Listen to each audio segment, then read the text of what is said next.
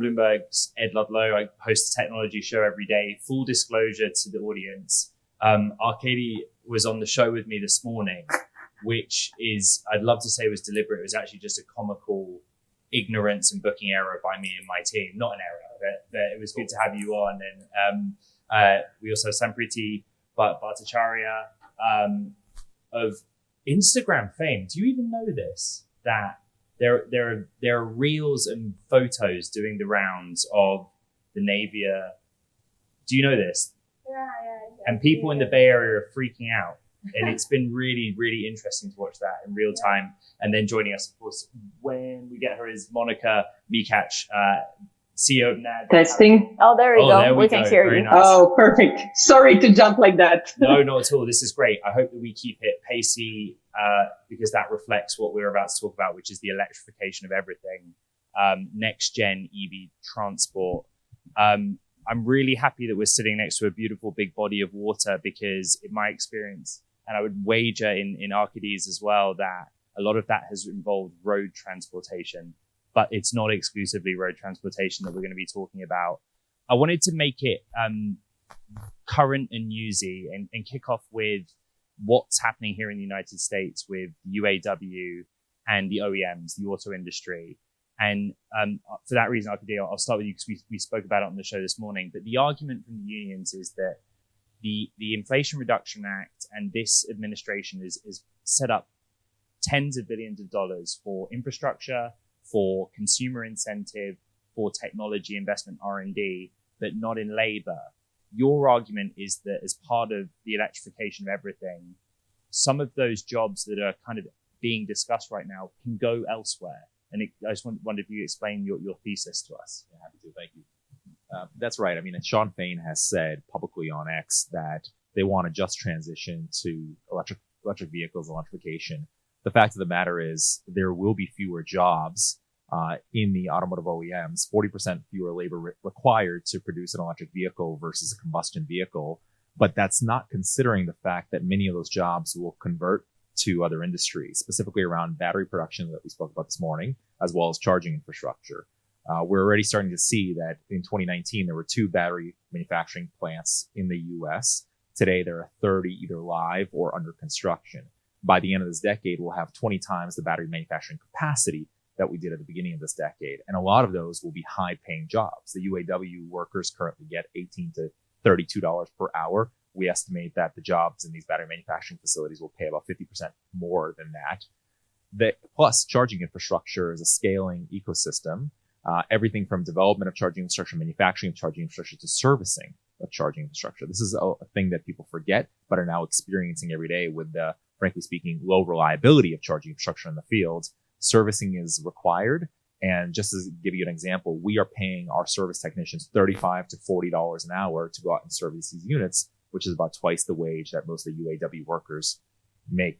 So there will be a transition. There will be fewer workers within the automotive OEMs themselves. There will be a redistribution of these jobs. Again, some of them will be negatively impacted, but overall, our economy will be positively impacted because of the development of electrification. Introductions are important. You're the founder and CEO of FreeWire, hundreds of fast chargers as well, not just in North America, but in Europe as well. But that's about the road. I want to talk a little bit about water. And Navier is basically doing many things at once, but from a layman's perspective, battery electric, hydrofoil with an element of autonomy as well. But what kind of jobs are needed to make a business like yours successful? You know, we'll get to battery technology later and the supply chain around that. But how are you building your company when everyone is clamoring for similar skill sets for road transportation? Yeah, that's a interesting question. I mean, you know, to be perfectly honest, we moved pretty fast. In 14 months, we went from like a sketch, you know, starting our mold to 2 full scale vehicles, which many of you might have seen in the Bay. Yes. So talking about, you know, my team, in-house team, is a pretty small team. It's like 10 people. I mean, at the peak of it, there are 65 people building it. I have a shipyard in Maine. We signed a production factory in Turkey. We have, you know, different kinds of, like, our naval architect team is in Seattle. Pretty distributed team as well. So talking about jobs, initially our boats are manned. I mean, this will, as we roll this transportation out, we will require captains, we'll require deckhands, and also what's super exciting is it's actually going to start a new kind of economy around it, right?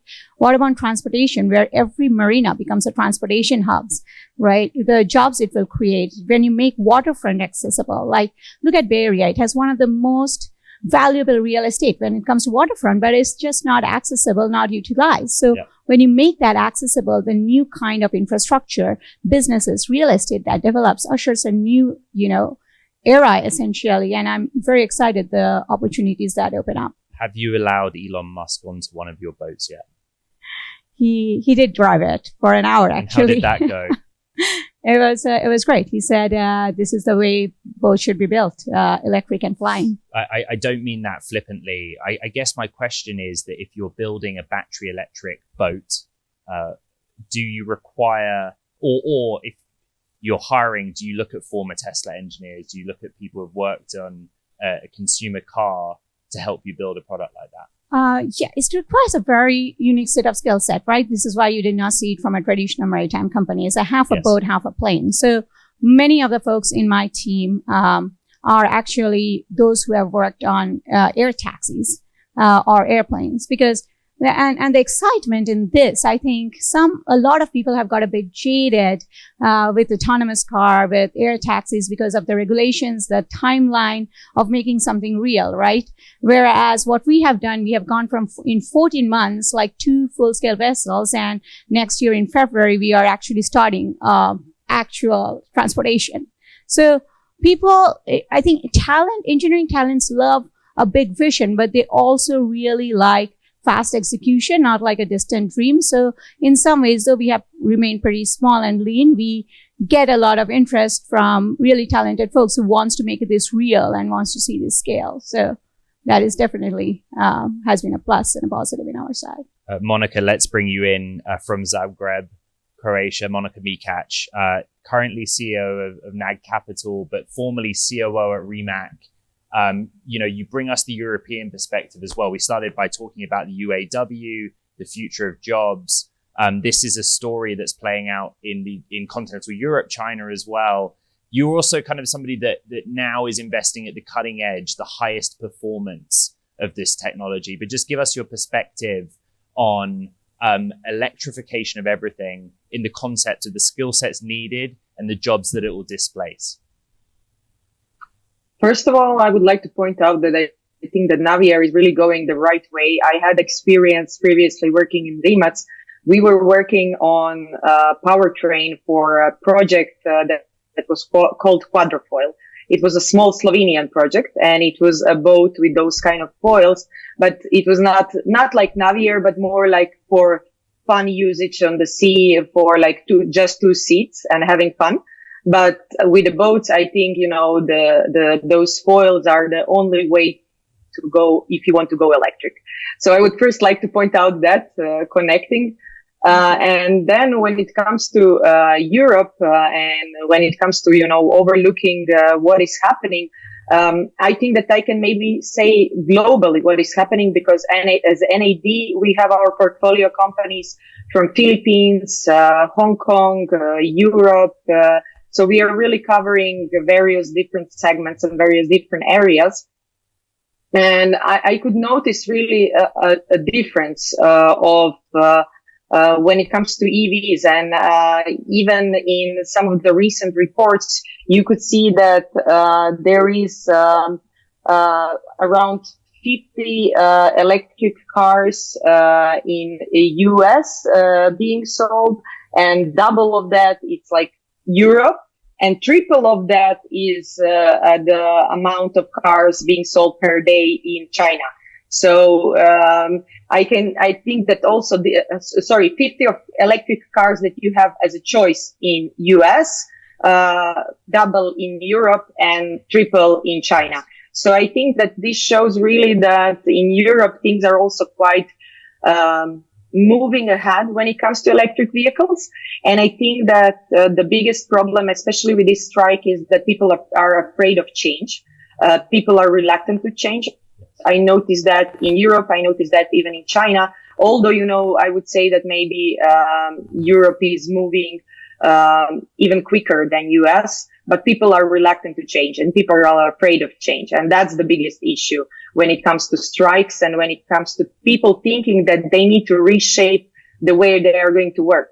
It's not only in mobility segment. It's when you think about artificial intelligence, how it's going to affect many different areas and many different jobs that we have in the future. So we need to accept the change. I wanted to start with the UAW news and what's happening, because that's representative of industry in transition, combustion engine to battery electric. But what we have here is a CEO and founder of a company that's for quite some time now been building the charging infrastructure.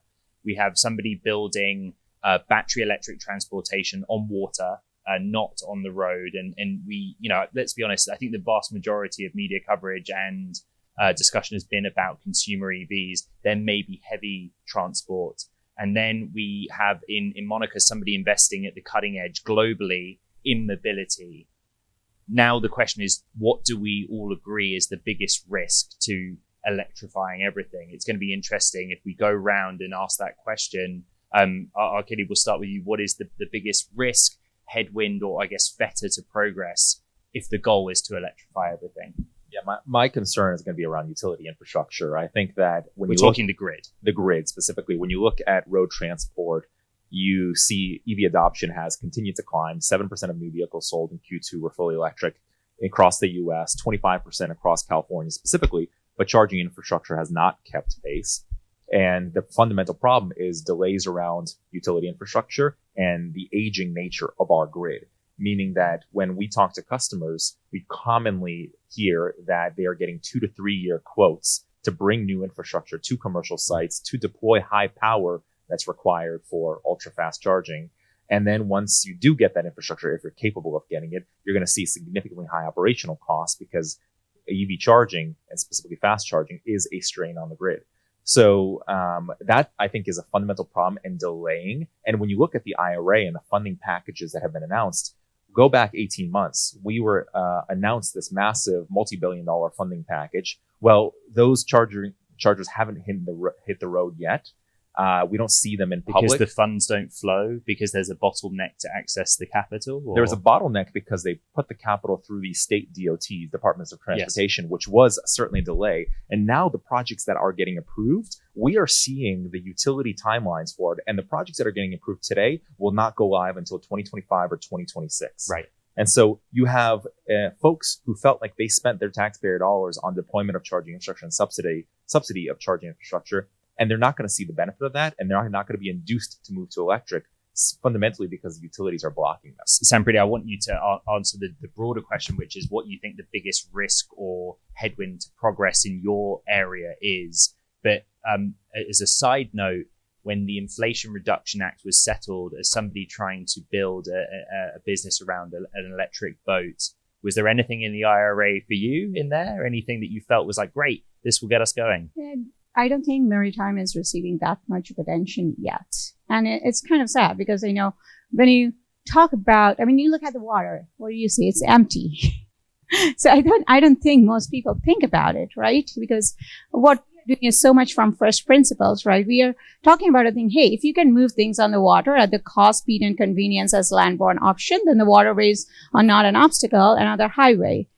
We don't need to think about even, digging a tunnel or making a new bridge or even thinking about air taxis and helipad. We have a solution today which we can scale. Yes. So this is a new thought. Not that moving over the water, ferries and stuff is not a new thought, but scalable transportation is a new thought. And what is so beautiful about it is that this is enabled by electrification. Like electrification is the push that is enabling and expedited the hydrofoiling technology, because hydrofoil and electric literally goes hand in hand when it comes to water. So talking about incentives, I think this is something that has not received the attention, but will. Like we are working with various groups. Tomorrow I'm actually presenting at the Bay Area, Waterfront Committee. This whole idea, they have been very intrigued about what we are doing. So I'm hoping that this would bring attention, to the broader decision makers, for sure. I was a bit tongue in cheek in the start about the Instagram reels and TikToks, but a genuine observation is that Bay Area residents think it's awesome. The idea that you can, and you know, Bay Area, Silicon Valley at large, people that live here often tend to be first adopters. Yes. But is that one reason why you're hoping to not just build your business here, but deploy in the Bay? I mean, I think when you think about case study, I mean, San Francisco is one of the best places to show what the world can look like with this kind of transportation, right? We are talking about literally like, scaling a new kind of transportation model. So if you think about the housing crisis, right, we are always talking about this. And let's say South San Francisco. This is one of the projects we are looking at. South San Francisco has, 200 existing companies in Oyster Point area, right? And it's growing. There are 100 more buildings in the next couple of years to be built. 20,000 employees plus work there, right? Now, if you think about the neighborhood of South San Francisco, is a rising housing prices, but people don't want to live in, let's say, Alameda, which is 30% lesser in housing price, right? Because it's 1 hour, 15 minutes on car. Guess how long it is by an N30 boat? 20 minutes. Okay. That changes how coastal cities can operate with this kind of transportation model. And that is something you can show as an incredible case study in the Bay Area. Not only just Alameda, think of Larkspur Marine, which is a lot of people live there. They work in 23andMe, Stripe, and all these companies, which is all in South SF. Instead of 1.5 hours, 90 minutes that it takes you from there to 45 minutes. And that's huge. Very quickly, what's the passenger capacity of your design? How many people can you carry? Right. For the initial ones, it's a 6-passenger uninspected vessel just to get it going as a scalable transport. But an 30 feet boat can take up to 12 people. And, we are looking at different scale models depending upon demand as well. Let's bring Monika in and go back to the bigger question. Because I guess it also, Monika, informs your investment thesis, right? You want at the early stage to put money into either technologies or founders that you think have a long-term future, right? So acknowledging what the headwinds or risks are to the electrification of everything, what do you think they are and what do you tend to avoid? So definitely, I would agree that infrastructure is one of the big risks. And especially this is considered as a big risk when you go to emerging markets where infrastructure, nobody's really thinking about the infrastructure. But another challenge that I see, I would not say it's a risk, but really a challenge that we need to overcome to come to the point that we can electrify everything, is the battery chemistry. If we really make a progress, there are a lot of things happening on laboratory level, a lot of different things promising that, we are going to have great new batteries. But the issue is that from the moment when I started working in the industry, and that's now more than 10 years ago, there was not really a significant change on the battery chemistry level, something that could really make a difference. And if somebody comes up with a breakthrough in this area, I think it will make the things much easier, especially when it comes to marine industry or any kind of aviation industry and, going electric when it comes to the planes. So I think this is not maybe what we are, this is what we are searching for. Unfortunately, we haven't found anything that we would say, okay, this would be a breakthrough and we want to invest. But I think this is something that we need to follow, something that we need to push more, because whoever comes with a breakthrough, it's going to change the world. Monika, you and I have discussed this in the past when you were the COO of Rimac, that is a high-end hypercar, right? But what we've seen, at least in the consumer car context, a lot of people do is start with the more expensive product and then scale after that, work out the components composition for a mass market model later, start where you can make margin. It seems like that's not going to work anymore. If we're talking about the electrification of everything and we're trying to electrify not just the consumer car at the high end, but for the middle income household, lower income household, boats, things that fly, how do you think the business model needs to change as well? the business model needs to change from an ownership perspective, definitely. So I think that, especially if we are looking at emerging markets, we cannot expect that, everybody is going to own the car or no matter what kind of transportation they use.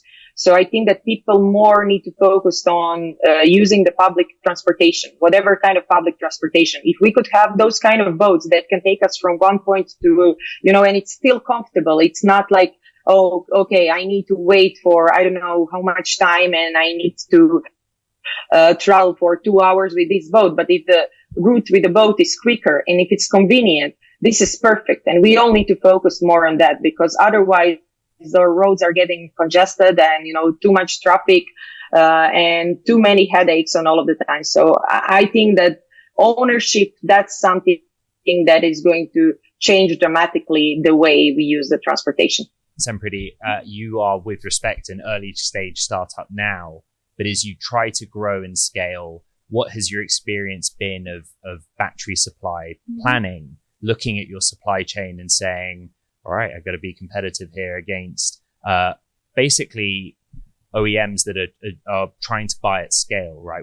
From the raw materials level up to the cell supply level. So I should probably first acknowledge the 2 points that both of you guys said about infrastructure and, battery chemistry. These are like two concerns we also have because our boats are carbon fiber and we look for like lighter batteries. So NMC versus LFP, for example, and we can go to LFP if we could have like charging infrastructure more often to bring to marinas. And to your point, one of those big challenges working with the utility companies and bringing this fast charger to the marina as fast, like that's our bottleneck.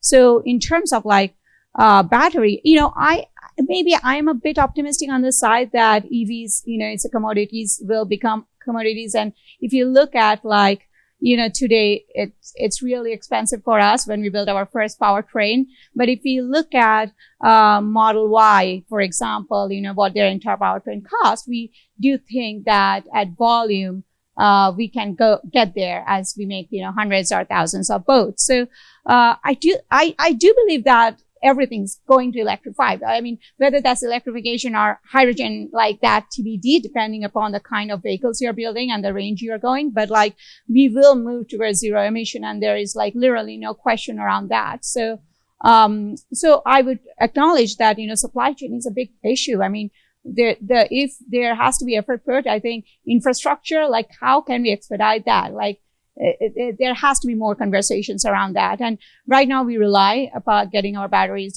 from China, according we cannot operate without being global, right? So, but there is a big, we through COVID, when we were building, there were serious concerns on supply chain. And, so it has not been easy.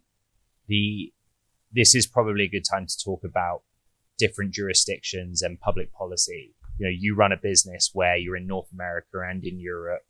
The Inflation Reduction Act codified, down to the proportion of base metals where your supply chain is based.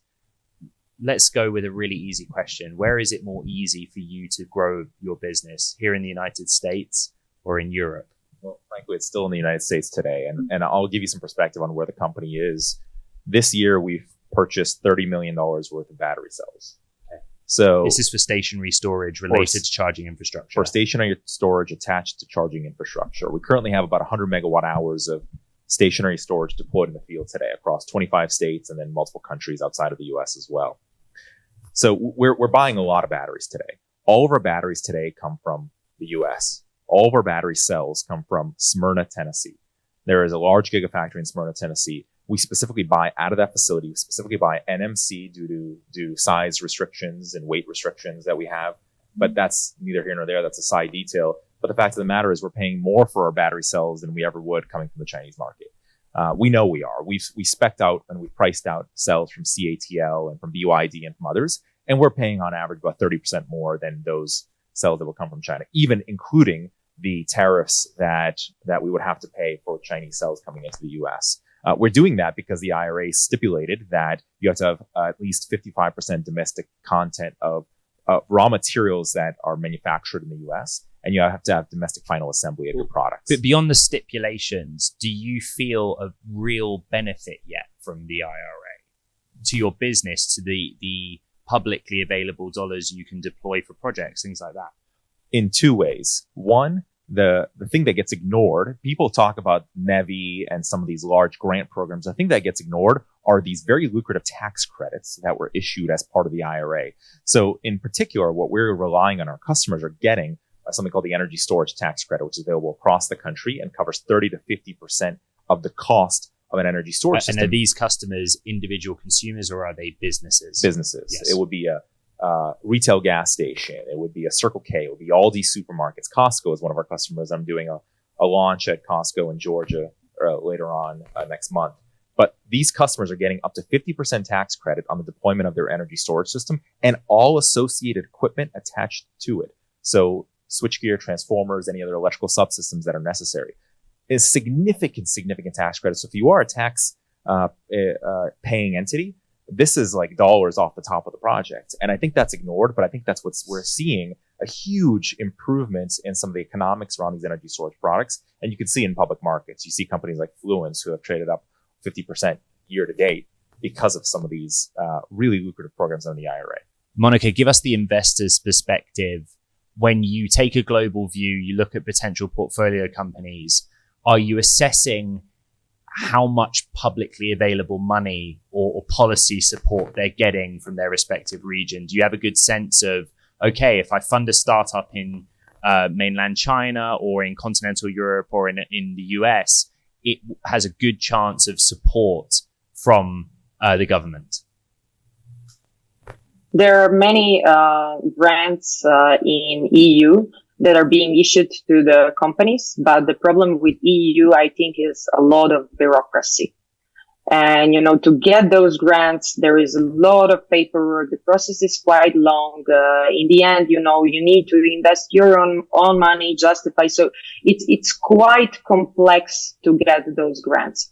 When it comes to China, I'm honestly not sure how is it going now, but I know that before COVID, they were pushing really hard. And I even got the feeling that a bit of those grants were given like, okay, let's just go ahead. Let's spread the money around and then let's make the money work for us. Eventually a lot of those companies that received grants failed, but they had a couple of ones that succeeded and they really developed the market with this kind of push. But when we decide to invest, for us, that's not the key thing. I say that, it's more important that the product that the company has, the team that is behind, and this is what really guides us in the investments. It's perfect. The bonus is if the company can get some sort of subsidies, but it's not the main driver. Sampriti, I want to ask you that exact question. Building a business in the Bay Area, do you encounter bureaucracy? It's everywhere.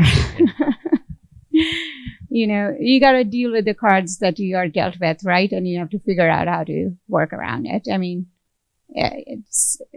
there is no bureaucracy-free, market. Well, let me ask it a different way. Why did you decide to build here in California in the Bay? I think I'm right. So you're from Calcutta. I'm from Calcutta, yeah. Okay, and India. So similar to San Francisco, you have the Bay of Bengal. Why not build your business there? From a supply chain perspective, talent perspective, was it realistic? Well, I moved to the US about 15 years ago now. And, but in particularly, so I was in Boston doing my grad school at MIT. And after that, I moved here to San Francisco. Your background's robotics, essentially. Aerospace and then robotics. I was doing, I did my PhD doing underwater drones at MIT. Okay. But the reason about it, of course, I still believe that when it comes to, building the future, there is really few places in the world like Silicon Valley or the Bay Area. Like this is where you actually can go and say, I'm going to build a air taxi, a flying boat, and people are going to sit down and still listen. And the capital's here as well? Yes. I mean, there are people and talent. And, I've been to Miami and I think Miami has done a great job in the last few years, but like still in terms of talent and, it's still such a great place to like kick off new projects and, new ideas. And for us in particular, we're very specific about looking at coastal cities. And, when it comes to coastal cities, I think, San Francisco is the best. So talking about bureaucracy, there is bureaucracy, but there are also lots of people like, the users. I think this is a place where, build what people want, that really wins. Like if you build a product that has a very clear value proposition, there will be people who will take the risk and say, hey, like, I want to use it. I want to get behind it. Right. So obviously we had lots of no's, lots of no, we don't believe it, but we also had lots of yeses and say, hey, let's try out. Let's take the risk. And so this is a special place to like move ideas forward. How are you going to prove out the business model? When here in actually hands up who lives here in San Francisco or the Bay Area for those in attendance. So for us, as an example, robo taxis are almost normal. You can actually go and get in a driverless car and go around the 7x7 perimeter of the city. But it took a while to get here, right? With many restrictions that were lifted in stages. How do you deploy even just one or two marine vehicles and then test the business model out here in the Bay Area? Yeah, I mean, we are deploying one pretty much next year for a full, service for a company.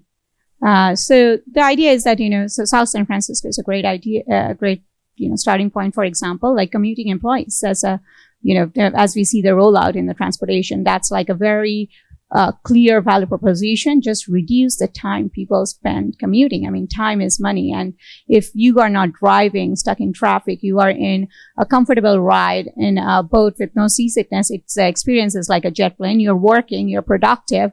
That's 2 hours of your day. Like when we're talking literally East Bay to South Bay and back. Or to Marine and, other areas. So, we will disclose details hopefully later this month about this project, but it's we just build something that people want, that save people time and money, and that's actually the most important thing. Okay, well, when you're ready, you have to come on my show and give me the exclusive on it.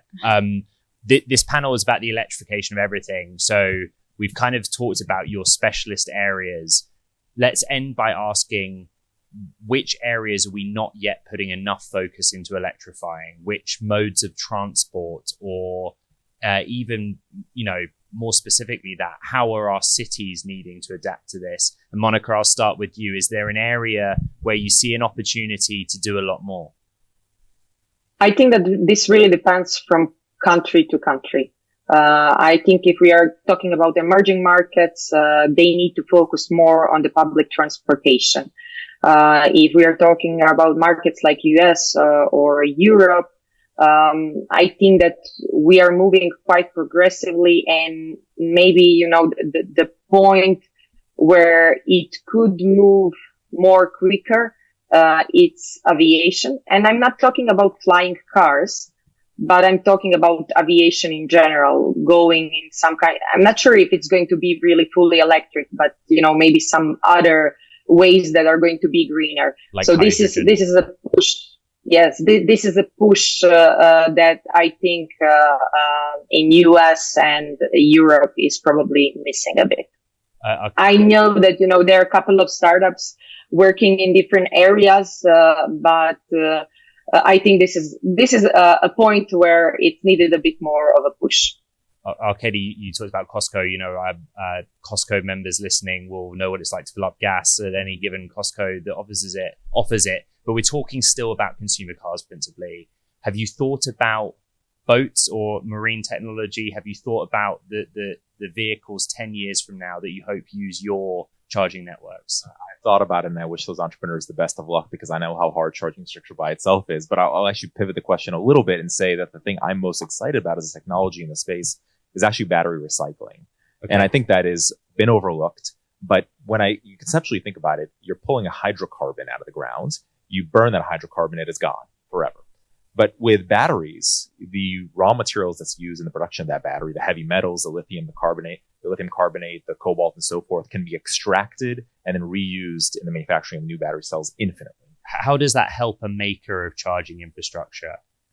Well, specifically on the electric vehicle side, you have a lower input. If you can scale battery recycling, your input materials end up becoming lower cost, and thus the batteries become cheaper, and thus more electric vehicles on the road, thus helping charging infrastructure. For us specifically, we're a unique charging technology company that we've integrated batteries inside of our chargers to help ease grid infrastructure, and thereby we would get cheaper battery cells from that respect as well. But long story short, making that process more of a kind of end-to-end life cycle and being able to reuse those raw materials, I think is going to drive incredible cost reductions that we don't quite yet understand. Sampriti, you're working on a hydrofoil-based marine technology, but as you said, your background was underwater drones. Is there an area that you might branch out into that you think is right for electrification? I mean, I think for me, the focus is maritime and, really scaling from, the idea is like, the right thing to do is just build a smaller vessels because that's like a water taxi. Yeah. And that actually, I mean, the thing is like, suddenly electrification and hydrofoiling is opening up a market that was never possible before. I mean, before people used to move on the water, but we moved to automobiles. Right now we were saying like more ride sharing that is also like really crucial for reducing our carbon footprint. So from water taxi, actually our next, as we move from, people, our next thing is actually single container barges. So what we call short sea shipping. So think about similar to semi trucks. And you're like sending a single container, like, much more last mile instead of like a big ship. And I really see that the future with the technology we are building now is instead of just being stuck on big vessels because of the unit economics, if you are able to make smaller vessels that are, meet the cost and convenience, you will have much more smaller, more frequent vessels that are not only like, coastal, but actually also transoceanic. Because, I mean, we have faced this where we are waiting long, over a month for a ship to be loaded, right? Like what if we can have more frequent, few container barges that can move back and forth? So like our goal is obviously start with coastal and, really scale to transoceanic and, other kind of application for people and goods. I think with that, we're out of time unless there's one or two very quick audience questions or they'll eject me from the building. No? Okay, well, we want to say special thanks, I think, to Monika Mikac, CEO at NAD. It's very late in Zagreb, but it's been a pleasure to have you. Technical issues for Pleasure the being conversation. here. Thank you very much. Arcady Sosinov, founder and CEO of FreeWire, and of course, Sampriti Bhattacharyya, who sounds like you have some interesting news coming. There's a lot of hype around Navier already on social media, but if you get the chance to check out the vessel, it's pretty astonishing. You guys have a test ride today, right? PR39. So yeah, try it out. We do have 3 rides, so please do let us know if you guys are interested. We want to make sure we can put 5 or 6 people on each ride. So please do let my team, Ben, Stefan, know if you would like to join us. Thank you. Awesome. Huge thanks to the panel. It's been a great conversation. Thank you. Thank you. Thank you.